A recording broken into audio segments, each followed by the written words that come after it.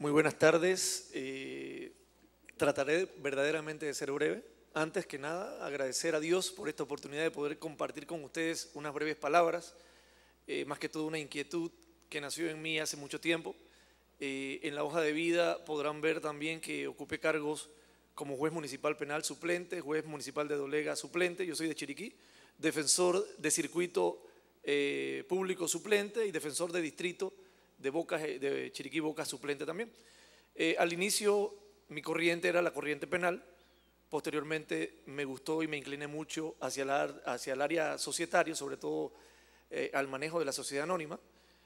Tengo el gusto de compartir con el gran profesor de todos, el doctor Juan Pablo Fábrega Poleri, y para mí es un honor poder presentarme hoy ante ustedes para presentarles esa inquietud que hace poco tiempo atrás sentí cuando en un congreso como estos me encontraba participando como oyente.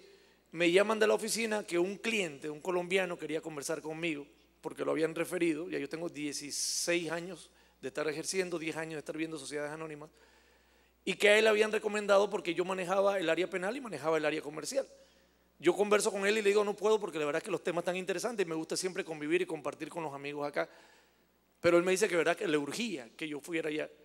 Cuando yo viajo me reúno con él, viajé el viernes, me reúno con él y la esposa, el jueves, perdón, y tenía un proceso mediante el cual había solicitado un préstamo a un banco y el banco le había presentado la figura de factoring, pero el tercero que tenía que entrar en la relación, que era una gran empresa de construcción extranjera, no aceptó el factoring.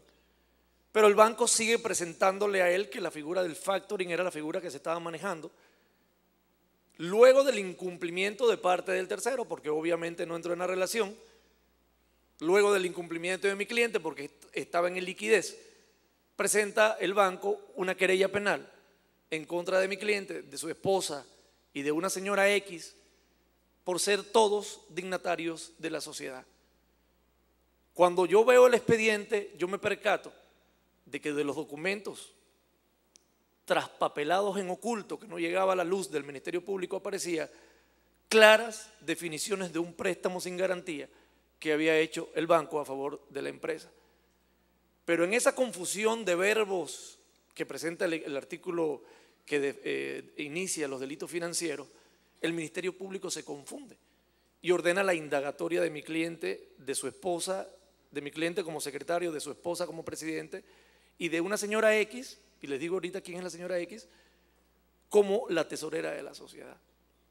Cuando vamos a la indagatoria de los primeros de ellos, la funcionaria del Ministerio Público en David nos pregunta tanto a mi cliente como a mí: licenciado, ¿qué es factoring?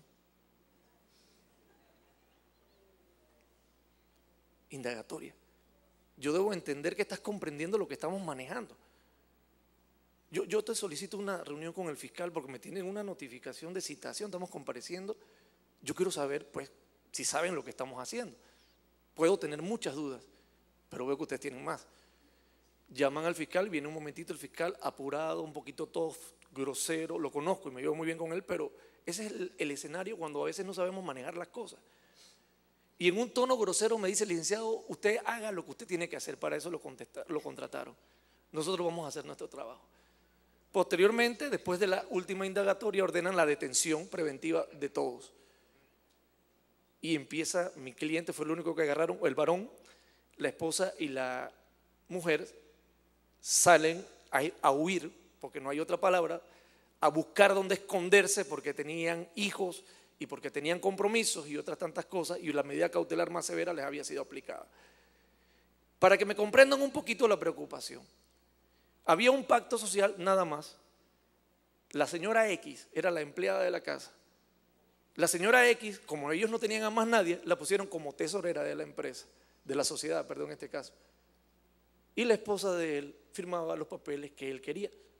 Dentro de las sumarias o del expediente, que todavía en Chiriquí se maneja ese concepto, aparece una nota firmada por la señora X que decía: autorizo a la APC a que revise mi crédito. Y una nota de la esposa que decía: autorizo a la APC porque eso lo hacen las políticas bancarias, todo lo que son directivos y dignatarios van a ser verificados. Y mi cliente es el único que efectivamente hace todo el trámite de la gestión del préstamo.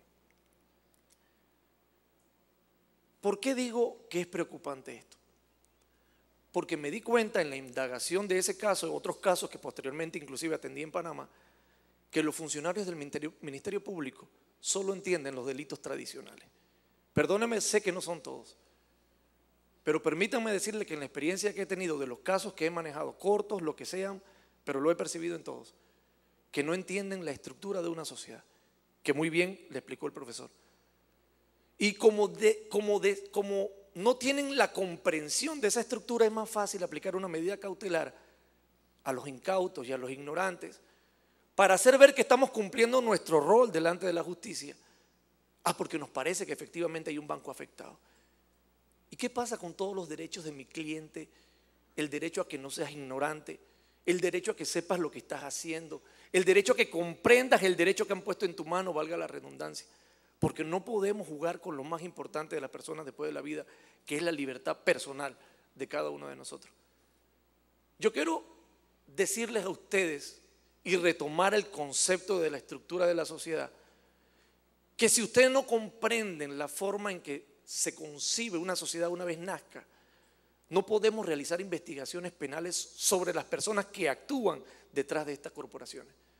La sociedad, como bien lo dijo el profesor, y lo digo bien breve, tiene un órgano principal que se llama Junta de Accionistas, tiene un órgano secundario que dirige los negocios de la sociedad y que se llama Junta Directiva, y tienen un órgano por defecto que algunos no establecen en su doctrina, pero que nace de la lógica y la ley, que es la Junta de Suscriptores, que solo actúan cuando no se han emitido acciones. Pero el poder real de la sociedad radica en la Junta Directiva y para efectos de lo que se conoce como el manejo de los negocios generales de la sociedad. Pero el poder de verdad detrás de todo está en la Junta de Accionistas, que no aparecen registrados en ningún lugar más que en el libro y en los respectivos registros de acciones. Tratando de analizar un poco esta figura, ¿cómo podemos llegar a determinar por error, a través de normas establecidas en nuestro Código Penal por nuestros legisladores, que el dignatario que retenga las cuotas obrero-patronales y que no las lleve, entregue, reporte en el término de 3 meses luego de que las mismas sean exigidas, será responsable de tal cual cosa? El representante legal no tiene funciones de poder. El dignatario, que son presidente, tesorero, vocal, fiscal, etcétera, que son los dignatarios, que se tienden a confundir con la junta directiva, y lo ve uno en los pactos, no tienen poder de decisión. Entonces, ¿cómo una norma penal, un tipo, la conducta me dice a mí que el dignatario que retenga, pero ¿en qué momento lo va a retener?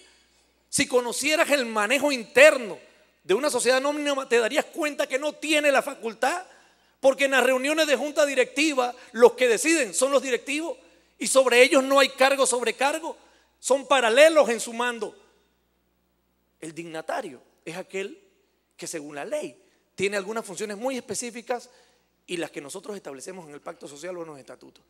Por ejemplo, el presidente y el secretario con su firma dan fe de que la reunión, no de ellos, de los dignatarios es real, fue convocada como decía y la decisión fue la que se está ahí, la que se adoptó ahí.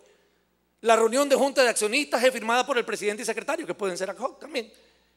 ¿Por qué? Porque así lo ha establecido la ley. El fiscal, el que investiga las faltas que se cometan siempre y cuando haya un estatuto que establezca sanciones disciplinarias, etcétera. ¿Entenderá eso el legislador cuando puso que el representante legal o el dignatario también responderán penalmente? ¿Cómo? Porque la otra opción sería que a través de un poder general se le faculte a una persona de esta, pero no por ser dignatario, por ser simplemente alguien de confianza dentro de la sociedad. Entonces, estos errores llevan a que esta continuidad de desastres procesales se cometan. Entonces nosotros podemos callarnos y decir, bueno, vamos a seguir de esta forma. ¿Qué será factoring? No importa. ¿Qué será tal cosa? No importa. Me parece peligrosa la palabra. Hay que encerrar a estos delincuentes. Entonces nosotros tenemos que ser conscientes. El propósito mío, y le doy las gracias al instituto de esta oportunidad, es que entendamos que no podemos investigar a la persona natural igual que a las personas que actúan a través de los cargos corporativos. Ellos actúan a través de cuerpos colegiados, de órganos colegiados con poder y mando. Pueden facultar a una persona para que sea esa persona la que realice la actividad tal o cual sea. Entonces la siguiente pregunta, luego de esto, que no me ha tocado, vi procesos de captación ilegal de fondos y en todos absolvieron, no porque yo sea un bueno y que bravo, no se confundan, es porque no sabían. Esa fue la gran victoria en esos procesos, desconocían lo que estaban haciendo. En los procesos de captación masiva de fondos provenientes del público, nos vamos a una audiencia y en la audiencia no existía la auditoría financiera que estableciera a través de un asesor financiero o de cualquier persona que maneje eso, que estableciera que efectivamente la captación no tenía un sustento jurídico de autorización proveniente de una autoridad X. Y no tenía ningún solo informe más que aquel pequeño informe en la inspección que se hizo, este es otro caso, en el cual recabaron, se recibió tanto por el secretario del Ministerio Público, por el secretario del fiscal que hizo la diligencia de inspección de la delegada. Podemos nosotros sustentar una acusación, podemos sustentar nuestra teoría del caso y podemos sustentar una sentencia si cuando el código de procedimiento nuestro toda la vida nos ha enseñado que cuando el objeto de la materia sea de desconocimiento de la preparación exigida al juez, tenemos que escuchar a un experto. Entonces, esa gran deficiencia que tiene nuestro sistema en comprender el rol que tienen las personas jurídicas en la sociedad es la que me trae a mí para compartir con ustedes algunas vivencias que yo he tenido. Por ejemplo, en Chiriquí hubo un gran caso que se llamó Ley Patriótica, en el cual 77 personas fueron investigadas, sindicadas y sobreseídas, todas. Pero en el transcurso del proceso se cautelaron grandes cantidades de bienes. A una sola persona se le cautelaron alrededor de 50 equipos pesados, cuentas bancarias. Entonces, nace aquí otra preocupación. ¿Entendemos nosotros lo que significa el velo corporativo? ¿Comprendemos lo que dice el artículo 39 de la Constitución, el 251 del Código de Comercio? ¿Sabemos que existe separación en nuestro patrimonio, en nuestras obligaciones de las personas jurídicas que nacen a través de las gestiones como ser humano que hacemos nosotros? ¿Cómo pasó en ese caso para que me comprendan mi preocupación por ello? Porque a la señora le cautelan todos esos bienes y cuando la sobreseen le habían dañado todos los camiones, todas sus oficinas estaban destruidas y nunca pudo iniciar sus gestiones comerciales nuevamente. Yo no sé si era o no era. A mí lo que me preocupa es que nosotros como Estado, y me refiero a todos, tenemos que tener un compromiso moral de que cuando ejerzas un rol lo hagas con un conocimiento pleno de lo que estás haciendo. Y si no sabes, pregunta. Y si no sabes, estudia. Y si no sabes, llama.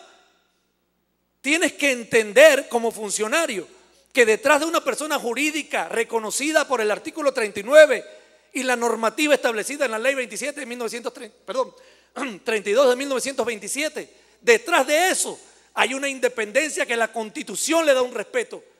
Y si vas a secuestrar, embargar, que no lo dice la ley, si vas a tomar bienes de eso, tienes que respetar la existencia de esa sociedad. ¿Cómo es posible? Y les explico sencillo.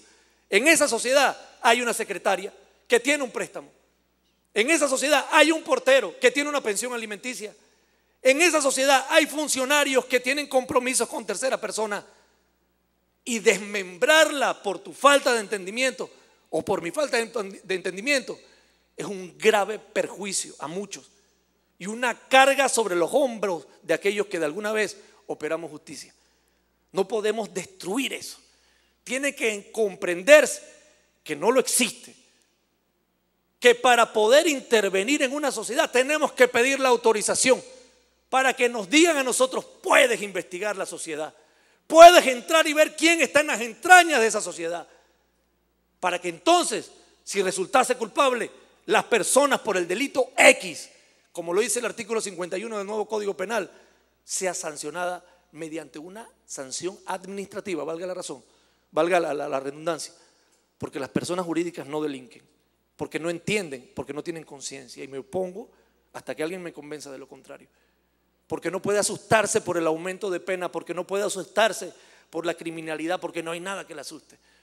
Ella no puede delinquir, puede ser sancionada, como lo dijo Zaffaroni en alguna de las conferencias que pude ver de él en televisión. Entonces nosotros tenemos que comprender, si la sociedad anónima existe de por sí, va a ser sujeto de un proceso las personas que están inmersas en la sociedad.